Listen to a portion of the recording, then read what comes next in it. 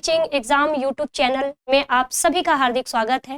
तो आज मैं आपके लिए लेकर के आई हूँ ईवीएस के कुछ महत्वपूर्ण पेडागोजी के सवाल। तो चलिए स्टूडेंट्स, आज हम लोग देखते हैं कि आखिर पेडागोजी के सवाल को हम सॉल्व कैसे करते हैं और आखिर कौन कौन से ऐसे शब्द हैं जो पेडागोजी को जब हम सॉल्व करते हैं तो वो एक सकारात्मक शब्द है जिसके साथ हम सवाल को सही करते हैं, और कुछ ऐसे शब्द भी आपके पेडागोजी में आते हैं जो कि नकारात्मक शब्द होते हैं, यानी कि निगेटिव टैग वर्ड्स होते हैं। तो चलिए स्टार्ट करते हैं हम लोग आज के क्वेश्चंस को। ठीक है, तो ये आपके स्क्रीन पर ये आपका पहला प्रश्न लिखा हुआ है कि बच्चों में विश्लेषणात्मक विचार विकसित करने के लिए वंश वृक्ष एक उपयोगी उपकरण है। देखिए, एक हम लोग बनाते हैं फैमिली ट्री बनाते हैं जिसमें भाई माता पिता बच्चे या दादा दादी है ना, और आपके माता पिता और आप सब होते हो, तो वो फैमिली ट्री है। लेकिन यहाँ पे हमें क्या देखना है, तो एक वंश वृक्ष देखना, यानी कि हमें वंश को देखना है कि किन किन, यानी हमारी वंशावली कौन कौन सी है। ठीक, तो देखिए इसमें क्या कहा गया है कि यह संयुक्त परिवार एवं उनके संबंधों के बारे में। तो क्या संयुक्त परिवार से कोई भी वंश आपका रिलेट कर रहा है संयुक्त परिवार? क्योंकि यहाँ पे तो वंश वृक्ष है, और यदि आप संयुक्त परिवार का अगर आप एक ट्री बनाते, वृक्ष बनाते, तो आप क्या देखते, तो आप भाई जो है परिवार यानी फैमिली ट्री बनाते, आप फैमिली ट्री बनाते। और फैमिली ट्री में क्या दिखाते, तो भाई सबसे ऊपर दादा दादी है ना, दादा दादी है, फिर दादा दादी के क्या है, तो भाई बच्चे हैं, फिर दादा दादी के 3 बच्चे हैं, इन बच्चों के भी 2 बच्चे हैं। तो ये आपके क्या हो गई, ये फैमिली ट्री हो गई। ठीक, तो ये एक फैमिली ट्री है कि सर्वोच्च में दादा दादी हैं, फिर उनके बाद उनका क्या है, परिवार। तो आप सीधे कह सकते हो कि भाई संयुक्त परिवार तो हो नहीं सकता।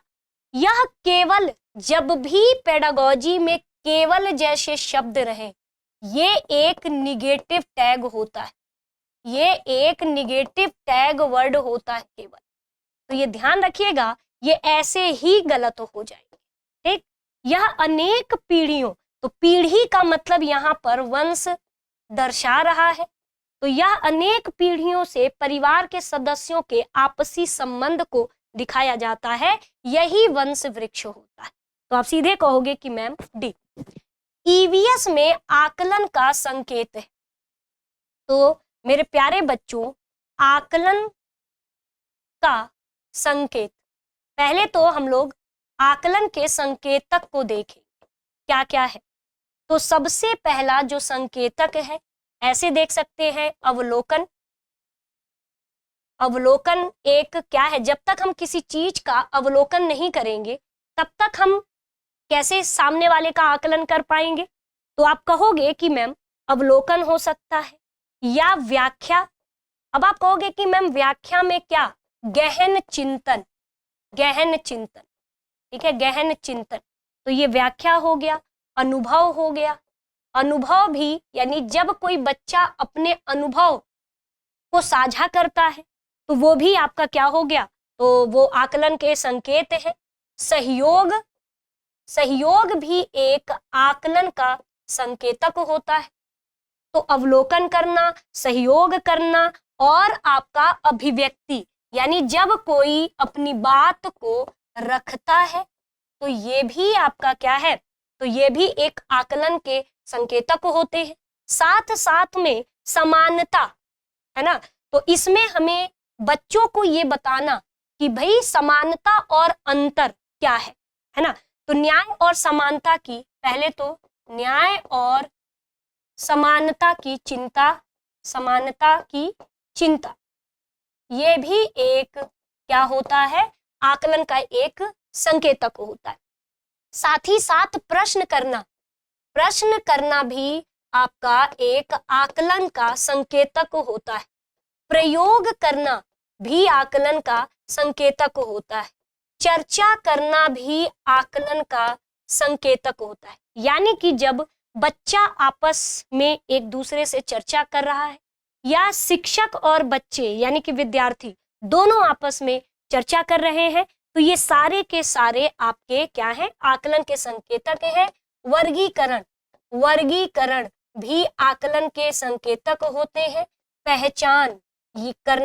पहचान करना भी आकलन का संकेतक होता है। तो इतने सारे आपके क्या हैं, आकलन के संकेतक हैं। अब इसमें प्रश्न आप पढ़ो क्या है, ईवीएस में आकलन के संकेतक क्या है? तो कोई भी चीज को याद करना, स्मरण करना। मेरे प्यारे बच्चों, हमेशा दिमाग में रखिएगा कि ये निगेटिव टैग वर्ड होता है, ये कभी हो नहीं सकता। सूची बनाना ये भी नहीं होगा, किसी चीज का कथन देना ये भी नहीं होगा। चर्चा करना क्या है, आकलन का संकेतक है। अब आपके दिमाग में एक प्रश्न आ रहा होगा कि मैम चर्चा करना आखिर क्या चर्चा करना? तो विचार व्यक्त, चर्चा में एक बच्चा क्या करता है, या कोई भी बड़ा, चाहे कोई भी हो, चाहे वो बच्चा हो, चाहे वो आप हो, या कोई भी जब चर्चा करता है तो क्या करता है, जब डिस्कशन होता है तो क्या करता है, वो अपना विचार व्यक्त करता है कि भाई देखो, सपोज दैट आपने सोचा कि आज हम पर्यावरण प्रदूषण पर चर्चा करेंगे। अब चर्चा में क्या होगा, हो सकता है कि कोई बालक अपना विचार व्यक्त कर रहा हो कि मैम पर्यावरण प्रदूषण इस कारण से हो रहा है। हो सकता है कि दूसरा बच्चा कोई अपना विचार रख रहा हो, वो कह रहा हो कि नहीं मैम, जो ये प्रदूषण है वो इन कारणों से नहीं, इस कारणों से हो रहा है। तो विचार अपना क्या करना, व्यक्त करना, यहां तक कि विचार सुनना, यानी इसमें विचार व्यक्त भी किया जाता है डिस्कशन में, और दूसरे के विचार को ग्रहण किया जाता है, यानी दूसरे के विचार को सुना भी जाता है। ठीक है, अपने विचारों की समीक्षा करना। अगर आपको लगता है कि आपके विचार गलत हैं, तो जब भी चर्चा हो रहा होता है तो आपको लगता है कि अरे मैंने तो ये विचार, जैसे लग रहा है कि ये विचार मेरे सही नहीं, तो आप अपने विचारों की क्या करोगे, तो अपने विचारों की समीक्षा भी कर सकते हो। तो चर्चा करना बहुत अच्छी बात होती है। अगर हम डिस्कशन करते हैं तो बहुत सारा जो कंफ्यूजन होता है वो दूर होता है, और हमें यह क्या किया जाता है, हमें यह अपने विचारों को व्यक्त करने के लिए हमें एक समय दिया जाता है कि भाई आप भी अपने विचार बताइए। विचारों को सुनना, यानी जब भी आपस में चर्चा हो रहा होता है तो हम दूसरों के विचारों को आपस में क्या करते हैं, दूसरे के विचार को सुनते भी हैं, और सुनने के साथ साथ हम अपने विचार, जो हमारे मन में जो थॉट्स आ रहे हैं, हम उसको क्या करते हैं, उसकी समीक्षा भी करते हैं। तो हमेशा ईवीएस में आकलन का संकेतक कई हो सकते हैं: अवलोकन, व्याख्या, अनुभव, सहयोग, अभिव्यक्ति, न्याय और समानता की चिंता, यहां तक कि समानता और न्याय में अंतर पहचानना, समानता और अंतर को पहचानना। यानी कि पहचान में क्या होता है, पहचान करना का मतलब क्या, कि आखिर समानता में क्या और अंतर, समानता और अंतर में आखिर क्या चीजें अलग है, उस चीज की हमें पहचान करना। प्रश्न करना, बच्चा जब भी प्रश्न करेगा दैट मीन्स कि वो अधिगम कर रहा है, वो सीख रहा है। अगर बच्चे के मन में कोई प्रश्न ही ना आए तो इसका मतलब कि जो अधिगम हो रहा है वो ठीक नहीं हो रहा है, वो सही नहीं हो रहा है। यानी जब मन में प्रश्न ही ना आए तो वो कैसा अधिगम। तो हमेशा प्रश्न आना ये अच्छी बात होती है, और बच्चों की जिज्ञासा को एज अ शिक्षक होने के नाते आपको कभी भी बच्चे की जिज्ञासा को दबाना नहीं है। ठीक है, यहां तक कि उसकी जिज्ञासा को आपको एक शिक्षक होने के नाते आपको क्या करना है, बढ़ावा देना है। ठीक है, तो आपका ये होगा चर्चा करना। अगला, कक्षा 3 के एक विषय मानचित्रण के अंतर्गत कौन सा क्रियाकलाप छात्रों के लिए सबसे उपयुक्त होगा। तो देखिए, मानचित्रण, कभी भी ध्यान रखिएगा कि मानचित्र बनाना ये कैसा कौशल है। तो ये मानचित्र है ना, चित्रण कौशल में आता है। ये भी एक तरीके का क्या होता है, मानचित्र को बनाना ये एक स्किल होता है। मानचित्र बनाना भी एक कौशल होता है, यानी कि एक स्किल होता है। तो अगर हमें क्या करना है कि मानचित्रण के अंतर्गत कौन सी क्रियाकलाप सबसे सही होगा, यानी आप एक शिक्षक हो और आपको मानचित्रण से संबंधित आपको कोई एक्टिविटी देनी है, तो आप वो कौन सी एक्टिविटी देना चाहो। तो देखो, उसने अपने घर का रेखा चित्र बना लिया, ये तो मानचित्रण है नहीं। मानचित्र में क्या किया जाता है, मानचित्रण में दिशा दिखाई जाती है, दूरी दिखाई जाती है। तो जब भी आप अपने घर का रेखा चित्र बनाओगे तो उसमें तो दिशा और दूरी होगी नहीं। उनसे उनके घर से स्कूल का रास्ता, अब देखो रास्ता दिखाया जा रहा है, यानी कि रास्ता में दिशा भी दिखाई जाएगी और दूरी भी दिखाया जाएगा। तो आप सीधे कहोगे कि मैम ये सबसे अच्छी एक्टिविटी मानी जाती है। अगर आपको मानचित्रण सिखाना है तो उसमें सबसे अच्छी एक्टिविटी यही है कि बच्चों आप अपने घर से स्कूल के बीच का पूरा जो दिशा है, दूरी है, आप कैसे कैसे आए हो, बना करके उसका रेखा चित्र मुझे दिखा दो। तो ये सबसे अच्छी एक्टिविटी मानी जाती है। उसे अपनी कक्षा का चित्र, अच्छा कक्षा की चित्र बनाने में, अच्छा आप बताओ अगर कक्षा ऐसी है तो इसमें क्या ही हमें मानचित्रण दिखा। तो आप कहोगे मैम इसमें तो कोई मानचित्रण नहीं दिखा हमें, तो ये गलत हो जाएगा, ये भी गलत है। उसके आस पड़ोस का रेखा चित्र बनाना ये भी गलत है। सबसे सही जो मैंने बताया है वो, एक शिक्षक को कक्षा 1 के विद्यार्थियों को क्या बताना है, पशु। अब पशु क्या है, एक उप थीम है। निम्न में से कौन सी युक्ति इस विषय को विद्यार्थियों तक संपादित करने के लिए सबसे उपयुक्त है। तो देखो, मैंने आपसे कहा है कि एनसीएफ 2005 हमेशा ये बात कहता है कि ईवीएस की कक्षा को हमेशा हम बाहरी जीवन से जोड़ करके पढ़ाएं। तो हमेशा ईवीएस की कक्षा बाहरी जीवन से जोड़कर पढ़ाना चाहिए, है ना, पढ़ाना है। अब देखो, अगर हम पशु पढ़ा रहे हैं, अगर एज अ टीचर मैं पशु पढ़ा रही हूं, तो मैं क्या करूं, मैं ये सोचूंगी कि जो बच्चे होंगे वो कैसे सीखे, अनुभव से सीखे। और अनुभव कैसे बच्चे के अंदर आएगा, जब हम उसे सामने से क्या करेंगे, पशु दिखाएंगे, सामने से पशु दिखाएंगे। तो हमें क्या करना चाहिए, विद्यार्थियों से कहें कि वे जानवरों की लिस्ट बना ले। तो देखो, लिस्ट बनाने से तो बच्चा सीखेगा नहीं, क्योंकि हमें बच्चे पे ध्यान देना है कि बच्चा सीखेगा, है ना, सिखाना मेन, हमें रटाना नहीं है, बच्चे को क्या करना है, सिखाना है। ठीक, विद्यार्थियों को जानवर के नाम बताइए, ये भी गलत।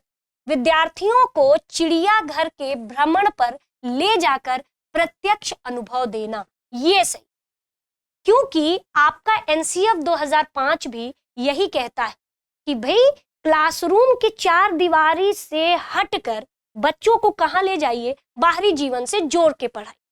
अगर आप पौधा पढ़ा रहे हैं तो बच्चों को आसपास के गार्डन में ले जाइए और उन पौधों को दिखाइए और बच्चों को बताइए कि ये जड़ है, ये तना है, ये फूल है, ये फल है, ये पत्ती है, जिससे बच्चा सामने से उन चीजों को देखेगा, पेड़ों के भाग को देखेगा और देख करके क्या करेगा, सोचेगा। यानी कि पहले तो अवलोकन करेगा, अवलोकन करके सोचेगा और सोचने के बाद प्रश्न करेगा, और जब प्रश्न होगा तो शिक्षक उस प्रश्नों का जो है उन बच्चों को उत्तर देगी और बच्चा का जो अधिगम है वो पूर्ण होगा।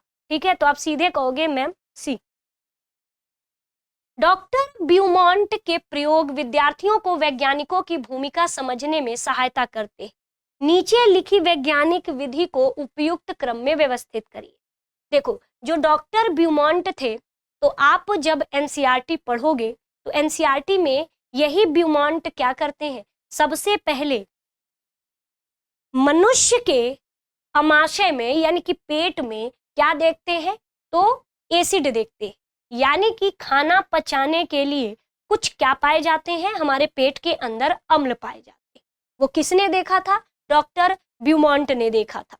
ठीक है, तो ये आपके एनसीईआरटी में ये एक छोटा सा एक खंड है, उसमें ये बताया गया। ठीक है, अब देखो बच्चों, इसमें हमें क्या परिणाम, तो जब भी वैज्ञानिक विधि की बात हो तो सबसे पहले हमें क्या होना चाहिए, सबसे पहले प्रेक्षण होना चाहिए।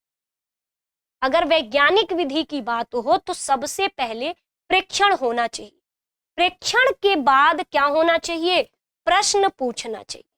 क्या होना चाहिए, प्रश्न पूछना चाहिए। तो मुझे जहां तक लगता है, आप बताइए कि इसका सबसे सही जवाब क्या होगा। तो ये आपके लिए मैं होमवर्क, सभी लोग कमेंट सेक्शन में इसका जरूर बताएंगे कि इसमें से कौन सा मेन आपका आंसर होगा। सभी लोग कमेंट सेक्शन में जरूर बताएंगे कि इस क्वेश्चन का राइट आंसर कौन सा होगा। ठीक, तो देखिए, विद्यार्थियों को जैव विविधता का अनुभव देने के लिए कौन सी युक्ति ठीक है। तो देखो, जैव विविधता का मतलब बायोडाइवर्सिटी, और बायोडाइवर्सिटी क्या होती है, बायोडाइवर्सिटी क्या होती है, तो जैव विविधता मेरे प्यारे बच्चों ऐसा स्थान जहां पर बहुत सारे वनस्पतियों की प्रजाति और जीव जंतुओं की प्रजाति अगर पाई जाती है तो वो कैसा होगा, वो जैव विविधता के लिए सबसे उत्कृष्ट क्षेत्र होगा। यानी कि जहां पर ऐसा क्षेत्र जहां पर बहुत सारी जंतुओं की प्रजाति और जीव की प्रजाति और वनस्पतियों की प्रजाति अगर उपस्थित है तो वो जैव विविधता का क्षेत्र माना जाता है। तो जैव विविधता का अनुभव कराना है तो हमेशा कोई भी बच्चा अनुभव तो तब करेगा जब उसे प्रत्यक्ष रूप से देखेगा, प्रत्यक्ष रूप से देखेगा। तो आप क्या करोगे, तो मैंने जब भी क्लासरूम में मैंने आपको बताया है कि यदि अगर कोई पक्षी अभयारण्य है, पक्षी अभयारण्य है, जैसे कि अभयारण्य है, देखिए पक्षी अभयारण्य है, तो ये क्या होता है, यहाँ पे बहुत सारे प्रवासी पक्षी होते हैं और कोई भी पक्षी अभयारण्य जैव विविधता की दृष्टि से बहुत महत्वपूर्ण होता है। जैसे कि केवलादेव घाना नेशनल पार्क है, घाना नेशनल पार्क है। ये नेशनल पार्क क्यों प्रसिद्ध है, क्यों, क्योंकि यहाँ ढेर सारी प्रवासी पक्षियां आते हैं इसलिए प्रसिद्ध। तो हमें क्या करना होगा कि पक्षी अभयारण्य में अवलोकन के लिए ले जाना, यानी हमें भ्रमण के लिए ले जाना, भ्रमण के लिए हमें क्या करना है, बच्चों को ले जाना है। अब लास्ट क्वेश्चन आज का, आदित्य एक होनहार विद्यार्थी है, उसे लगता है कि उसकी कक्षा के शिक्षक उसकी जिज्ञासा की पूर्ति के लिए कार्य करें। उसके शिक्षक को किस प्रकार के हस्तक्षेप करने की आवश्यकता है। यानी कि सोचो, इतना अच्छा बालक है कि उसके अंदर इतनी जिज्ञासा है पढ़ने के लिए, तो वो चाहता है कि क्या करे, उसकी जिज्ञासा को जो शिक्षक है वो पूर्ति के लिए कुछ कार्य करे। अब शिक्षक को क्या करना चाहिए कि उस बच्चे की जिज्ञासा की क्या हो, पूर्ति हो। क्या उस बच्चे को अतिरिक्त समय देना चाहिए, तो आप भले अतिरिक्त समय दीजिए लेकिन उस तरीके की जिज्ञासा पूरी नहीं होगी। क्या उस बच्चे को बहुत ज्यादा स्नेह देना चाहिए, तब तो दूसरे बच्चों के साथ आप भेदभाव करोगे कि एक बच्चों को आप ज्यादा स्नेह दोगे और एक बच्चे के साथ आप भेदभाव करोगे, तो ये भी गलत है। उसे कक्षा के नेतृत्व के लिए अतिरिक्त दायित्व दोगे, नहीं, ये भी भेदभाव हुआ। सबसे सही होगा कि उसके लिए कुछ विशिष्ट शिक्षण सामग्री का प्रयोग, यानी कि उसकी जिज्ञासा को, उसके पढ़ने की जिज्ञासा को